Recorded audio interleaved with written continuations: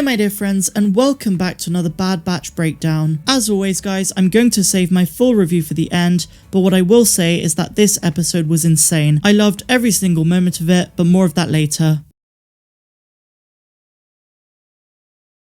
Our episode starts on the forest planet of Darrow, where a clone who was on a mission there has defected. He's being chased by fellow troopers and is stunned and captured. We later learn from Tech that this clone is none other than Gregor from Rebels. I'm not gonna lie to you guys, I literally jumped out my seat when we heard his designation being read, and I must say this was a cameo I was not expecting. Back on the Havoc Marauder, Captain Rex contacts the Bad Batch and asks them to go and save Gregor. Rex seems like he has his hands full, so he couldn't do it himself. After a bit of negotiating amongst the batch, Omega as always convinces her brothers to go and help out. And so they head to Darrow. We then cut to Kamino, which we haven't seen in quite a few episodes. Things have really seemed to advance on the Imperial front, and we see Crosshair talking to Rampart. In this scene we learn a couple of very dark things. First of all, they're moving the clones out of Kamino. This means that Project War Mantle is now in full swing, and the complete replacement of clones for recruits is underway. We also learn that Rampart has a plan for the Kaminoans,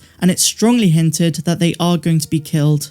We then see Lama talking to Nala Se, and it's confirmed that the Kaminoans have lost their fight to keep the Empire interested. All of the contracts were terminated, and so they make plans to escape Kamino and preserve what they can. The Bad Batch finally arrive on Darrow, and the visuals for the next few scenes are absolutely gorgeous. I also just want to say that the entire episode from here on out is very reminiscent of the Mandalorian chapter 15. The foresty scenery is similar, the action sequences play out in much the same way, and of course we see an Imperial base. On this base we get our first look at the prototype for Stormtrooper armor. It's similar but not exact to the one that the Empire would later use. Sensing the danger, Hunter and Tech are hesitant to carry out the mission, but we get an emotional Echo who reminds them that this is very similar to when they rescued him on Skako Minor in the Clone Wars. This ends up convincing them, and so they sneak in. They find Gregor and break him out of his holding cell, and when beginning their escape out of the base, they run into a bit of trouble. After taking on a couple of troopers, they discover that the troopers are not clones. They're the new recruits, or as Gregor puts it, are replacements. Now the following scenes are simply epic, and as I say, very reminiscent of the Mandalorian Season 2. One of the most epic showdowns that we see in the entire episode is between the Bad Batch and a trooper who we've met before, Scorch from Delta Squad. We first saw him in the game Republic Commando, and Wikipedia have now confirmed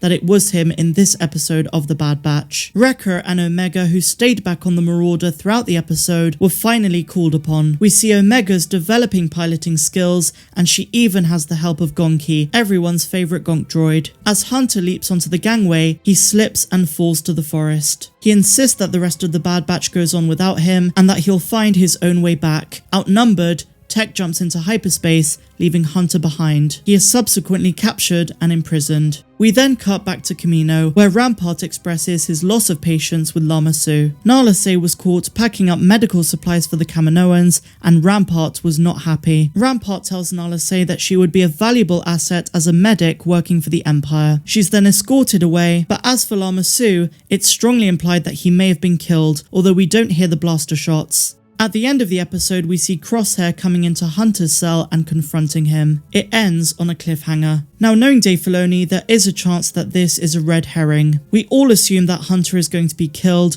but what if Crosshair is going to tell Hunter that he wants to leave the Empire? I could be wrong, but I just don't see them killing off Hunter. Another possibility is that Crosshair gives him an ultimatum: join the Empire or be terminated. Going forward, the priority for the Bad Batch is going to be to rescue Hunter, and they're going to have to be systematic about doing that. This is where they might reintroduce Fennec Shand for help, or we might even see Boba Fett jumping into the picture. We have 2 episodes to go of the season, and they're going to be intense. It's believed that episodes 15 and 16 are an extended episode broken up into 2 parts, which does make a lot of sense. I really hope the season finale is a long one, just like the premiere. But with all of that said guys, it's time for my full review. This was one of the darkest episodes so far, and it might just be my favourite one of the whole series. For me, this was right up there with Aftermath, and my rating for this one is going to be a solid 9 out of 10. This episode was entirely plot driven and felt the most Star Warsy that we've got. I absolutely loved it. The episode moved the story along perfectly, and we got the resolve that we needed back on Kamino. The Empire has effectively taken over the planet and the facility, and Project War Mantle is in full swing. The Kaminoans have no control anymore, or so it seems. What I also really loved about this episode is that they introduced a real emergency for the Bad Batch, which now needs fixing. They need to get Hunter back. This tension and subsequent cliffhanger at the end is exactly what great Star Wars content is made of. As for the visuals, as I say every week, it was simply perfect. There was nothing to dislike, and it went by so quickly because I was fully immersed in all of the action. Another amazing thing about this episode is the Imperial feel, and it brought me right back to those Mandalorian Season 2 episodes, where Mando and his allies had to take on the remnant troopers. Now let's talk a little bit about the big cameo of this episode. Gregor. His appearance begs the question of whether or not we're going to see Wolf. We know that Wolf survived the Clone Wars, and at some point he had his chip removed. Maybe that's the important business that Rex was taking care of when we saw his hologram. It's believed that before Wolf had his chip removed, he did execute Order 66. One way which we could see him that ties in directly to this show is on Ord Mantell. Based on what we know from the Clone Wars, he was familiar with that planet, and an appearance by him would be absolutely epic. We later see Wolf in Rebels, just like Gregor. Now, one final big question that we have after this episode